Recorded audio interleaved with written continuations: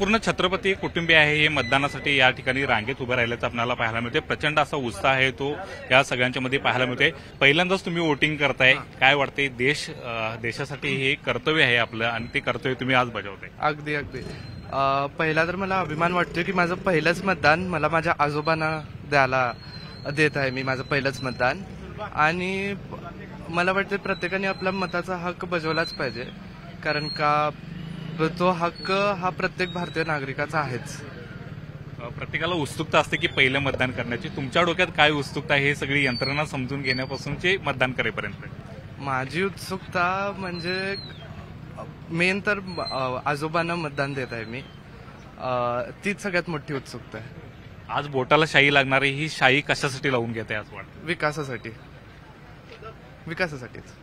नक्कीच, तर ही आजची बोटाला लावलेली शाही ही विकासासाठी असेल असं मत आहे ते यशराजांनी व्यक्त केलेले आणि पहिल्यांदाच ते या मतदान प्रक्रियेमध्ये सहभागी होत आहेत। प्रचंड असे चुरस आहे ते या निवडणुकीमध्ये निर्माण झाले होते आणि त्यामुळेच या निवडणुकीकडे देशाचं संपूर्ण लक्ष लागलं होतं। छत्रपती घराणे या निवडणुकीमध्ये आहे ते संपूर्णपणे उतरलं होतं। प्रचाराची धुरा आहे ते अनेकांनी आपल्या खांद्यावरती घेतली होती। राजे, काय सांगाल? प्रचंड असा उत्साह मतदारांच्या मध्ये आहे, प्रचाराच्या मध्ये सुद्धा उत्साह आहे तो दिसून येत होता। नाही, कोल्हापूरच्या विकासासाठी, कोल्हापूरच्या प्रगतीसाठी हा एक चैतन्यपूर्ण वातावरण कोल्हापूर जिल्ह्यात निर्माण झालेलं आहे। एक शाहू महाराजांच्या नावाने एक लाट आहे आणि त्या लाटेत आम्ही सुद्धा सहभागी होत आज सगळे एकत्र येऊन मतदान केलं।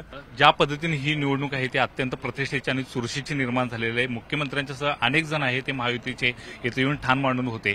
काय वाटतं एकूणच या निवडणुकीच्या बद्दल? त्याच्याबद्दल मला काही प्रतिक्रिया द्यायची नाहीये। आम्हाला एवढंच माहिती आहे की छत्रपती शाहू महाराजांच्या नावाने कोल्हापूरच्या प्रगतीसाठी आणि विकासासाठी लाट निर्माण झालेली आहे।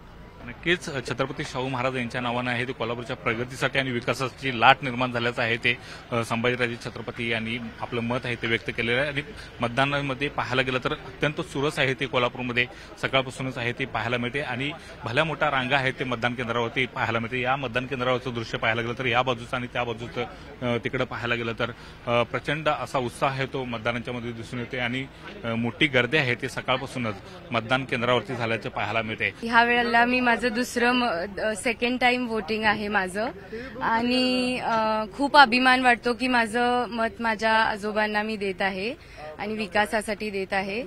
तर हेच बोलून मी आपली हे घेते। आजोबांच्या प्रचारासाठी तुम्ही सगळीकडे फिरला, काय वातावरण वाटते? काय लोकांच्या मध्ये दिसून आलं? सगळीकडे पॉझिटिव्ह हे होतं आजोबांच्या बद्दल। सगळ्यांना त्यांचं काम माहीत आहे आणि त्यांचं भरपूर काम आहे सामाजिक क्षेत्रात आणि शैक्षणिक क्षेत्रात, त्यामुळे सगळीकडे पॉझिटिव्ह रिस्पॉन्स होता, त्यामुळे खूप छान वाटलं। युवा वर्गाशी तुम्ही कनेक्टेड होता, युवा वर्गाचं काय मत आहे?